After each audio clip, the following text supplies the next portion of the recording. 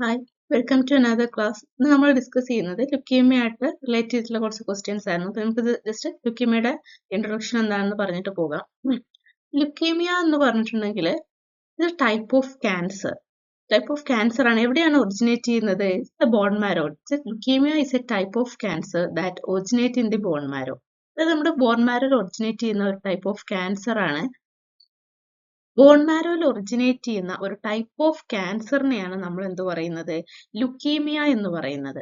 Leukaemia primarily affect ചെയ്യുന്നത് നമ്മുടെ white blood സെൽസിന്റെ അല്ലെങ്കിൽ WBCയുടെ പ്രൊഡക്ഷനെയും അതുപോലെ തന്നെ ഫങ്ഷൻസിനെയാണ് എന്ത് അഫക്റ്റ് ചെയ്യുന്നത്?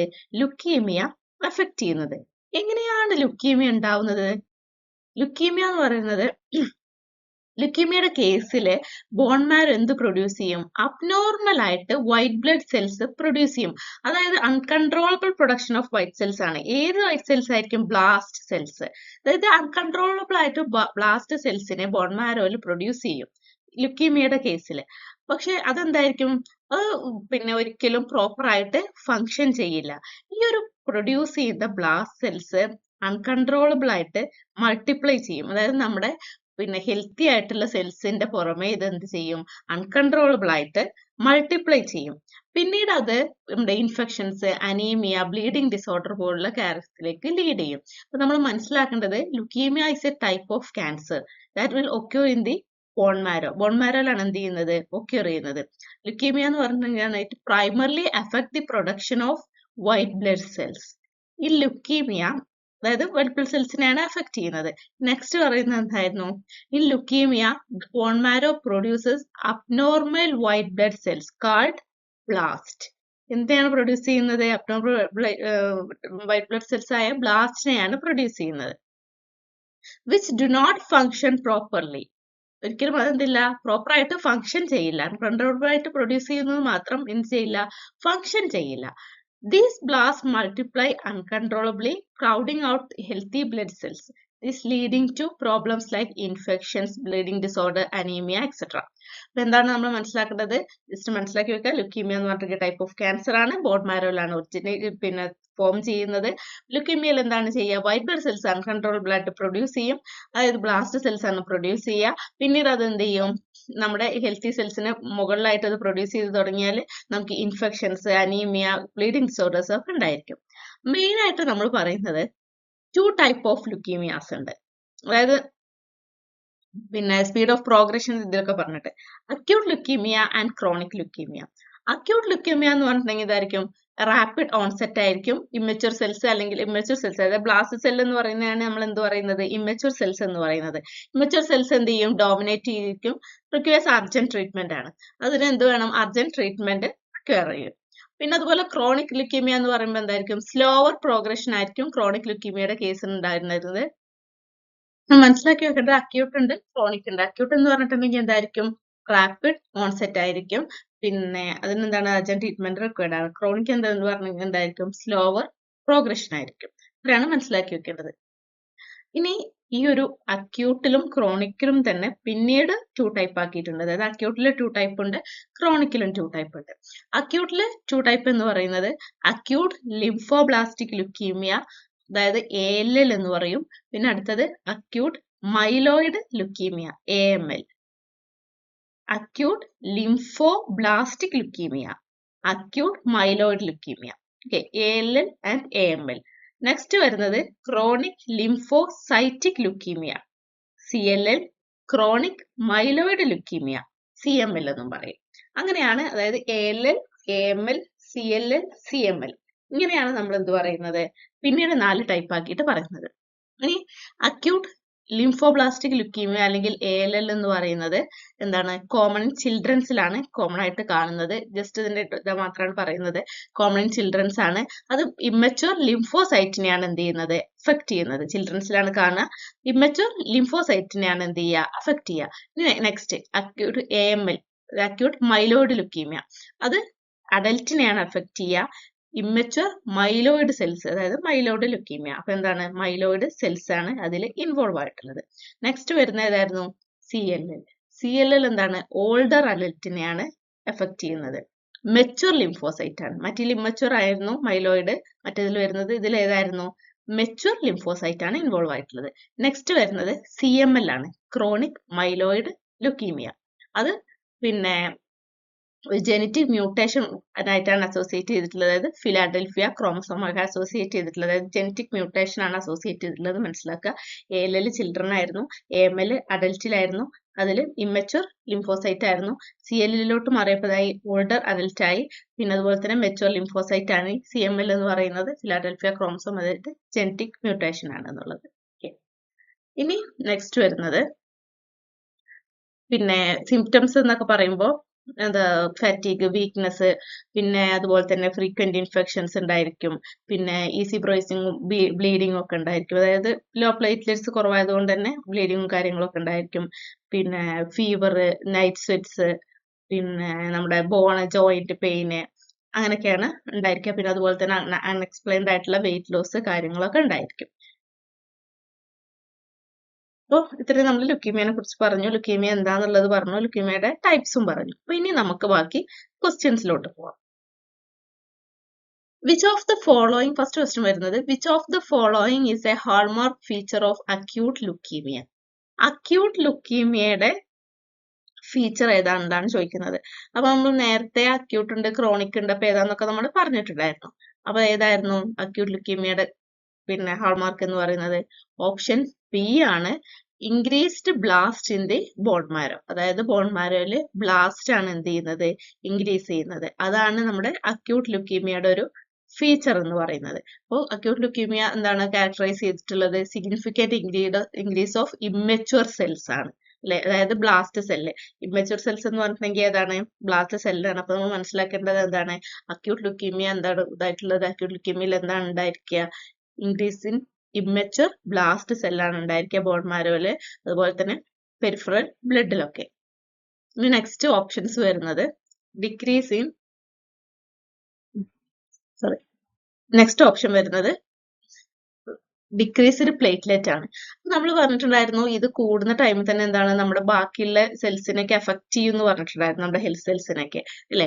അപ്പോൾ ഡിക്രീസ്ഡ് പ്ലേറ്റ്ലെറ്റ് എന്ന് പറയുന്നത് എന്താണ്? ഒരു കോമൺ ഫീച്ചർ തന്നെയാണ്, പക്ഷെ എന്താണ് ഹാൾമാർക്ക് ഫീച്ചർ അല്ല എന്നുള്ളത്. അതായത് decreased platelet and acute leukaemia എന്ന് പറയുമ്പോൾ നമുക്ക് ഓരോന്നിനും ഓരോ സ്പെസിഫിക് ഫീച്ചേഴ്സ് ഉണ്ടായിരിക്കില്ലേ. അപ്പൊ അതായത് ഹാൾമാർക്ക് ഫീച്ചർ അല്ല, പക്ഷെ എന്താണ് ഡിക്രീസ്ഡ് പ്ലേറ്റ്ലെറ്റും എന്ത് ചെയ്യാം കോമൺ ആയിട്ട് കാണാറുണ്ട്. പാൻസൈറ്റോപീനിയ എന്ന് പറഞ്ഞിട്ടുണ്ടെങ്കിൽ നമ്മൾ മുമ്പത്തെ ക്ലാസ്സുകളൊക്കെ പറഞ്ഞിട്ടുണ്ടായിരുന്നു. പാൻസൈറ്റോപീനിയ എന്ന് പറഞ്ഞാൽ എന്തായിരുന്നു? അത് എല്ലാ സെൽസും ഡിക്രീസ് ചെയ്യുന്ന ഒരു കണ്ടീഷനെയാണ് നമ്മൾ എന്ത് പറയുന്നത്? അതായത് നമ്മുടെ 3 സെൽസ് ഡിക്രീസ് ചെയ്യുന്ന കണ്ടീഷനാണ് നമ്മൾ എന്ത് പറഞ്ഞിട്ടുണ്ടായിരുന്നത്? പാൻസൈറ്റോപീനിയ എന്ന് പറഞ്ഞത്. പാൻസൈറ്റോപീനിയും കാണും, പക്ഷെ എന്താണ് ലേറ്റർ സ്റ്റേജിലാണ് കാണാം, പക്ഷെ സ്പെസിഫിക് അല്ല, ലേറ്റർ സ്റ്റേജിൽ കാണാറുണ്ട്. പിന്നെ അടുത്ത് വരുന്നത് ലിംഫ് അഡിനോപ്പതിയാണ്. ലിംഫ് അഡിനോപ്പതി പ്രസന്റ് ആണ്. അപ്പൊ അതും എന്തല്ല, നോൺ സ്പെസിഫിക് ആണ്. അപ്പൊ എന്താ നിങ്ങൾ മനസ്സിലാക്കേണ്ടത്? ഹാൾമാർക്ക് ഫീച്ചർ എന്ന് പറയുന്നത് എന്താണ്? ഇമ്മച്വർ സെൽസിന്റെ ഇൻക്രീസ് തന്നെയാണ്, പക്ഷെ ഡിക്രീസ്ഡ് പ്ലേറ്റ്ലെറ്റ് കാണാം. പിന്നെ അതുപോലെ തന്നെ ലേറ്റസ്റ്റ് സ്റ്റേജിൽ പാൻസൈറ്റോപീനിയം കാണാൻ ചാൻസ് ഉണ്ട്. അതുപോലെ തന്നെ ലിംഫ് അഡിനോപ്പതിയും തന്നെ എന്താണ് ക്യാൻ ബി പ്രസന്റ് ആണ്. സ്പെസിഫിക് ഫീച്ചർ അല്ല എന്നുള്ളൂ, പക്ഷെ ഇതെല്ലാം തന്നെ എന്താണ് പ്രസന്റ് ആണെന്നുള്ളതാണ് നമ്മൾ മനസ്സിലാക്കേണ്ടത്. നെക്സ്റ്റ് വരുന്നത് which type of leukaemia is most common in children. ചിൽഡ്രനിൽ മോസ്റ്റ് കോമൺ ആയിട്ടുള്ള ലുക്കീമിയ ഏതാണെന്നുള്ളതാണ് ചോദിച്ചിട്ടുള്ളത്. നമ്മൾ നേരത്തെ പറഞ്ഞിട്ടുണ്ടായിരുന്നത് ഏതായിരുന്നു? Acute lymphoblastic leukaemia, ALL. Option C ആണ്, അക്യൂട്ട് ലിംഫോബ്ലാസ്റ്റിക് ലുക്കീമിയ, ALL ആണ് പറയുന്നത്. ALL എന്ന് പറഞ്ഞിട്ടുണ്ടെങ്കിൽ എന്തായിരുന്നു? മോസ്റ്റ് കോമൺ ലുക്കീമിയ ചിൽഡ്രൻ ആണ്.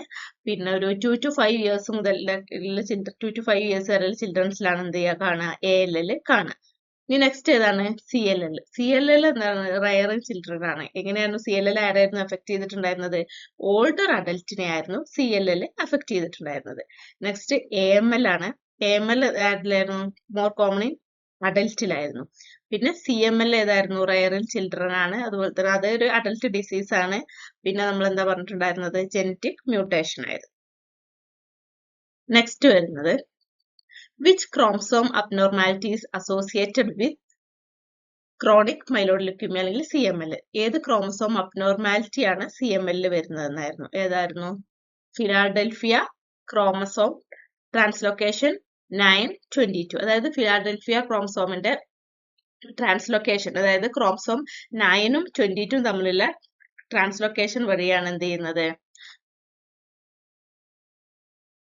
നമ്മൾ പറഞ്ഞിട്ടുണ്ടായിരുന്നു CML-ന്റെ ഒരു ഫീച്ചർ ആണ് എന്ത്, ഫിലാഡൽഫിയ ക്രോമസോം എന്ന് പറയുന്നത്. അപ്പൊ ഫിലാഡൽഫിയ ക്രോമസോം എങ്ങനെയാണ് പ്രൊഡ്യൂസ് ചെയ്യുന്നതെന്ന് പറഞ്ഞത്, translocation of 9 chromosome number 9 and 22. അത് 9 ഉം 22 നമ്മൾ ട്രാൻസ്ലൊക്കേഷൻ വരുന്ന ടൈമിൽ എന്ത് ഫോം അപ്പോഴാണ് എന്ത് ഫോം ചെയ്യുന്നത്, ഫിലാഡൽഫിയ ക്രോമസോം റിസൾട്ട് ചെയ്യുന്നത്. അപ്പോൾ ഇങ്ങനെ ഒരു ട്രാൻസ്ലൊക്കേഷൻ വന്നു കഴിഞ്ഞാൽ എന്ത് ചെയ്യും, നമ്മുടെ BCR-ABA ഫ്യൂഷൻ ജീൻ ഉണ്ടായിരിക്കും. അതാണ് അതായത് പിന്നെ ഇതിന്റെ ഒരു CML-ന്റെ ഒരു പിന്നെ ഹാൾമാർക്ക് ഫീച്ചർ എന്ന് പറയുന്നത്. നമ്മൾ നേരത്തെയും പറഞ്ഞിട്ടുണ്ടായിരുന്നു ജെനറ്റിക് മ്യൂട്ടേഷൻ ആണ്, അതായത് ട്രാൻസ്ലൊക്കേഷൻ ഓഫ്, അത് മനസ്സിലാക്കി വെക്കുക. 9 and 22 ആണ് ട്രാൻസ്ലൊക്കേഷൻ വരുന്നത്. അതിലുണ്ടാവുന്ന ഇതായിരുന്നു. അപ്പോൾ റിസൾട്ട് ചെയ്യുന്നതാണ് എന്ത്, ഫിലാഡൽഫിയ ക്രോമസോം എന്ന് പറയുന്നത്. ക്വസ്റ്റ്യൻ മനസ്സിലായിരിക്കുന്നു. നെക്സ്റ്റ് ക്വസ്റ്റ്യനിലോട്ട് പോവാം. നെക്സ്റ്റ് വരുന്നത് നേരത്തെ പറഞ്ഞിട്ടുണ്ടായിരുന്നത് ചെറിയൊരു പിന്നെ കറക്ഷൻ വന്നതുകൊണ്ടാണ്. പിന്നെ നമ്മൾ നേരത്തെ പറഞ്ഞിട്ടുണ്ടായിരുന്നത് ട്രാൻസ്ലൊക്കേഷൻ 9 and 22 എന്ന് പറഞ്ഞല്ലോ. അതിൽ ബാക്കി ഓപ്ഷൻസ് ഉണ്ടായിരുന്നു.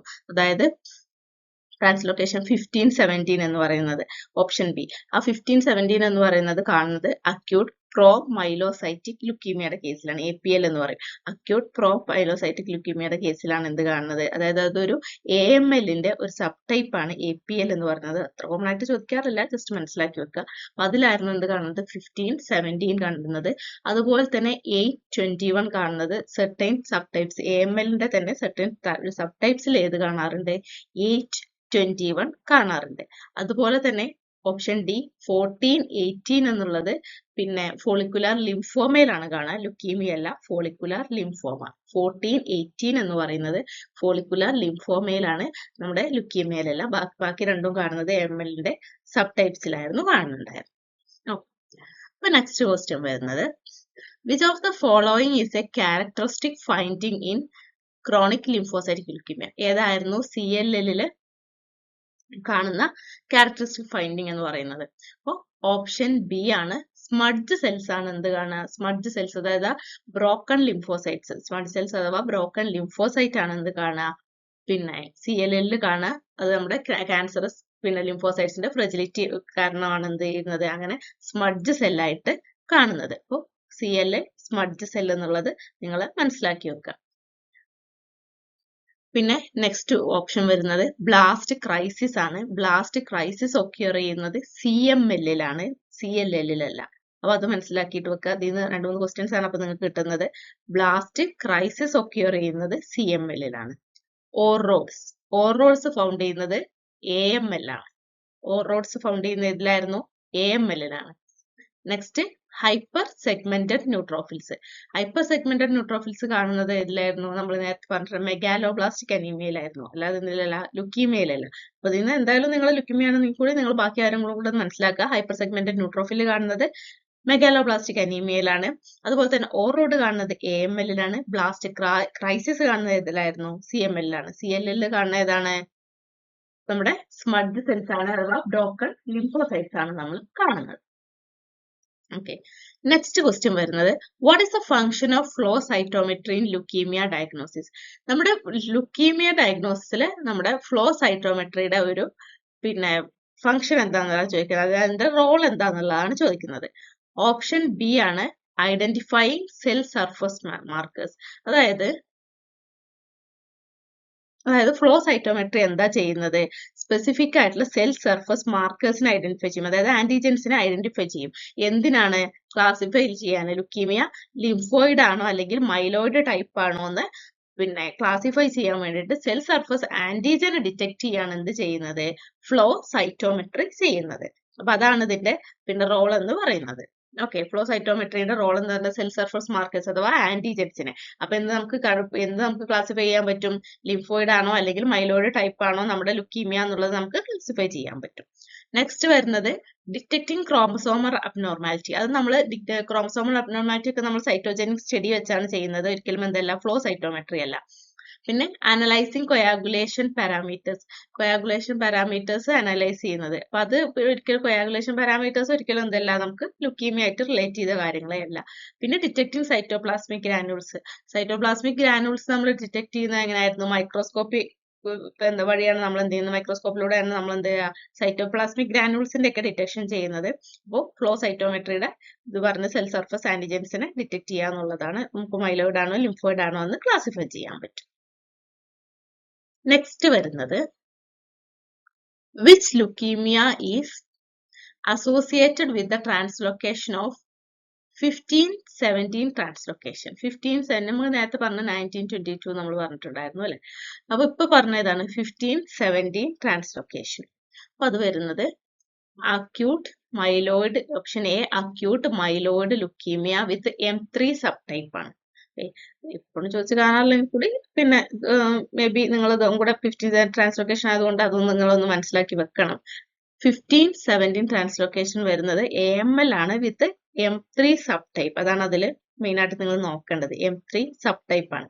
ഓക്കെ, അപ്പോ 1517 translocation specific to acute promyelocytic leukaemia APL നമ്മൾ നേരത്തെ പറഞ്ഞിട്ടുണ്ടായിരുന്നു. AMLന്റെ ഒരു സബ് ടൈപ്പ് ആണ് അക്യൂട്ട് പ്രോ മൈലോസൈറ്റിക് ലുക്കീമിയ.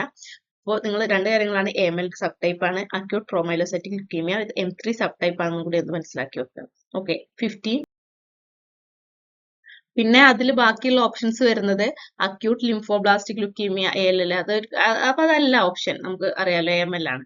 പിന്നെ ക്രോണിക് ലിംഫോസൈറ്റിക് ലുക്കീമിയ, അതിൽ ട്രാൻസ്ലൊക്കേഷൻ കോമൺലി അസോസിയേറ്റഡ് അല്ല. പിന്നെ CML നമ്മൾ നേരത്തെ പറഞ്ഞു, ഏതായിരുന്നു അതിന്റെ ട്രാൻസ്ലൊക്കേഷൻ എന്ന് പറയുന്നത് 922 ആണ്. അപ്പൊ അത് CML ആയിരുന്നു എന്നുള്ളത് ഫിലാഡൽഫിയ ക്രോമസോമയിലുള്ളത്. പിന്നെ AMLന്റെ ഇപ്പൊ നമ്മൾ പറഞ്ഞ ഏതായിരുന്നു 1517 ആണ്, APL M3 സബ് ടൈപ്പ്. അത്രയും കാര്യങ്ങൾ. നെക്സ്റ്റ് വരുന്നത് which laboratory finding is most indicative of tumor lysis? ഇപ്പൊ ട്യൂമർ ലൈസിസ് സിൻഡ്രോം ഉണ്ടായി കഴിഞ്ഞാൽ ഏതായിരിക്കും, ഈ കാണുന്നതിൽ ഏതായിരിക്കും ഹൈപ്പോകലീമിയ ഉണ്ട്, പിന്നെ ഹൈപ്പർ യുറീസീമിയ ഉണ്ട്, ഹൈപ്പോ കാൽഷ്യമി ഉണ്ട്, ഹൈപ്പർ ഫോസ്ഫറ്റീമിയ ഉണ്ട്. അപ്പൊ ഇതിൽ ഏത് ലബോറട്ടറി കണ്ടീഷൻ ആയിരിക്കും നമുക്ക് ട്യൂമർ ലൈസിസ്, അതായത് ലുക്കീമിയയുടെ കേസിൽ തന്നെ പിന്നെ ട്യൂമർ ലൈസിസ് സിൻഡ്രോം ഉണ്ടായി കഴിഞ്ഞാൽ ഏതാണ് കാണുക എന്നുള്ളതാണ് ചോദിച്ചിട്ടുള്ളത്. അപ്പോൾ അതിന്റെ ഓപ്ഷൻ ആയിട്ട് വരുന്നത് ഓപ്ഷൻ ബി ആണ്, ഹൈപ്പർ യുറീസീമിയ ആണ്. അപ്പോൾ നമ്മുടെ ട്യൂമർ ലൈസിസ് സിൻഡ്രോം എന്ന് പറഞ്ഞിട്ടുണ്ടെങ്കിൽ ട്യൂമർ ലൈസിസ് സിൻഡ്രോം എന്താണ് കോസ് ചെയ്യുന്നത്? നമ്മുടെ സെൽ ബ്രേക്ക് ഡൗൺ ആണ് ട്യൂമർ ലൈസിസ് സിൻഡ്രോം കോസ് ചെയ്യാം. അപ്പൊ അത് എന്ത് ചെയ്യും? പിന്നീട് നമ്മുടെ പ്യൂരിൻസിന്റെ റിലീസിനെ കോസ് ചെയ്യും. അതെന്ത് ചെയ്യും? പ്യൂരിൻസ് റിലീസ് ചെയ്താൽ അതെന്താണ് ചെയ്യുക? അത് മെറ്റബോളൈസ് ചെയ്തിട്ട് യൂറിക് ആസിഡ് ആയിരിക്കും. അപ്പോൾ അങ്ങനെ പിന്നീട് അതെന്താണ് മാറുക? യുറീസീമിയ ആയിട്ട് മാറും. അതായത് നിങ്ങൾ മനസ്സിലാക്കേണ്ടത് ട്യൂമർ ലൈസിസ് സിൻഡ്രോം എന്തുണ്ടായിരിക്കും? നമ്മുടെ സെല്ലിനെ ബ്രേക്ക് ഡൗൺ ചെയ്യും. സെല്ല് ബ്രേക്ക് ഡൗൺ ചെയ്യാൻ എന്ത് ചെയ്യും? നമ്മുടെ പ്യൂരിൻസിനെ റിലീസ് ചെയ്യും. സെല്ല് ബ്രേക്ക് ഡൗൺ ചെയ്ത കോമൺലി എന്ത് ചെയ്യും? റിലേറ്റീവ് ആയിട്ട് നമ്മുടെ പ്യൂരിൻസ് റിലീസ് ചെയ്യും. പിന്നീട് ആ പ്യൂരിൻസ് എന്ത് ചെയ്യും? യൂറിക് ആസിഡ് ആയിട്ട് മെറ്റബോളൈസ് ചെയ്യും. യൂറിക് ആസിഡ് ആയിട്ട് മെറ്റബോളൈസ് ചെയ്യും. അങ്ങനെയാണ് എന്ത് ചെയ്യുന്നത്? ഹൈപ്പർ യുറീസീമിയ ഉണ്ടാവുന്നത്. നിങ്ങൾ പിന്നെ അത് നിങ്ങൾക്ക് മനസ്സിലാക്കി വെക്കണം. കാരണം പ്യൂരിൻസ് വന്നു കഴിഞ്ഞാൽ പിന്നെ അത് യൂറിക് ആസിഡ് ആണ് ആവുക. അപ്പൊ യൂറിക് ആസിഡ് കൂടിക്കഴിയും ഹൈപ്പർ യുറീസീമിയ. ഇനി നെക്സ്റ്റ് ഓപ്ഷൻ വരുന്നത് ഹൈപ്പോ കലീമിയ ആണ്. നിങ്ങൾ മനസ്സിലാക്കേണ്ട ഹൈപ്പോ കലീമിയ അല്ല ഉണ്ടാവുക, എന്താണ്? ഹൈപ്പർ കലീമിയ ആണ് ഉണ്ടായിരിക്കുക. അപ്പൊ അത് മനസ്സിലാക്കി വെക്കണം. ഹൈപ്പോ കലീമിയ അല്ല, ഹൈപ്പർ കലീമിയ ആണ്. ഹൈപ്പോ കാൽഷ്യമീയ ഉണ്ടായിരിക്കും, പക്ഷെ ലെസ് സ്പെസിഫിക് ആണ്. അത്രയും സ്പെസിഫിക് അല്ല ചെയ്യാറുണ്ട്. പിന്നെ ഹൈപ്പർ ഫോസ്ഫറ്റേമിയ, പിന്നെ ഹൈപ്പർ ഫോസ്ഫറ്റേമിയും എന്താണ്? പിന്നെ പ്രസന്റ് ആണ്. പക്ഷെ ഹൈപ്പർ യൂറീസീമിയക്കാളും നമുക്ക് ഇൻഡിക്കേറ്റീവ് ആയിട്ട് പറയാൻ പറ്റില്ല. നമ്മുടെ ട്യൂമർ ലൈസിസിംഗിൽ നമ്മൾ മെയിൻ ആയിട്ട് പറയുന്നത് ഹൈപ്പർ യൂറീസീമിയാണ്. അതെന്താണ്? സെല്ല് ബ്രേക്ക് ഡൗൺ ആയും പ്യൂരിൻസ് റിലീസ് ചെയ്യും. പിന്നീട് അത് എന്ത് ചെയ്യും? യൂറിക് ആസിഡ് ആയിട്ട് മെറ്റബോളൈസ് ചെയ്യും. അങ്ങനെ യൂറിക് ആസിഡ് കൂടും. ആ ഒരു കണ്ടീഷനാണ് നമ്മൾ പറയുന്നത്. ഹൈപ്പർ കലീമിയ ഉണ്ടായിരിക്കും. ഹൈപ്പോ കാൽഷ്യമി അല്ല സ്പെസിഫിക് ആണ്. ഹൈപ്പർ ഫോസ്ഫറ്റീമിയ ഉണ്ട്. പക്ഷെ എന്താണ്? ഇതിന്റെ ഇത്രയും നമുക്ക് ഇൻഡിക്കേറ്റീവ് ആയിട്ട് പറയാൻ പറ്റില്ല. അപ്പൊ അത് നിങ്ങൾ മനസ്സിലാക്കി വെക്കണം. നെക്സ്റ്റ് വരുന്നത് what is the key feature of hairy cell leukemia seen in peripheral blood smear? പിന്നെ hairy cell leukemiaയുടെ ഒരു പിന്നെ ഫീച്ചർ എന്താ? നമ്മുടെ പി സ്മിയറിൽ hairy cell leukemiaയുടെ ഫീച്ചർ എന്താണെന്നുള്ളതാണ് ചോദിക്കുന്നത്. അതായത് നമുക്ക് അതിന്റെ പേരിൽ തന്നെ കിട്ടുന്നുണ്ട്, hairy cell leukemia. hairy cell leukemiaക്ക് എങ്ങനെയാണ് അതിന്റെ ആ ഒരു പേര് കിട്ടിയത്? പിന്നെ ഹെയർ സെൽ, അതായത് hair like projection on lymphocyte. അപ്പൊ നമുക്ക് പെരിഫറൽ സ്മിയറിൽ നോക്കുന്ന സമയത്ത് എന്തായിരിക്കും? ഹെയർ ലൈക്ക് ആയിട്ടുള്ള സൈറ്റോപ്ലാസ്മിക് പ്രൊജക്ഷൻസ് കാണാൻ പറ്റും.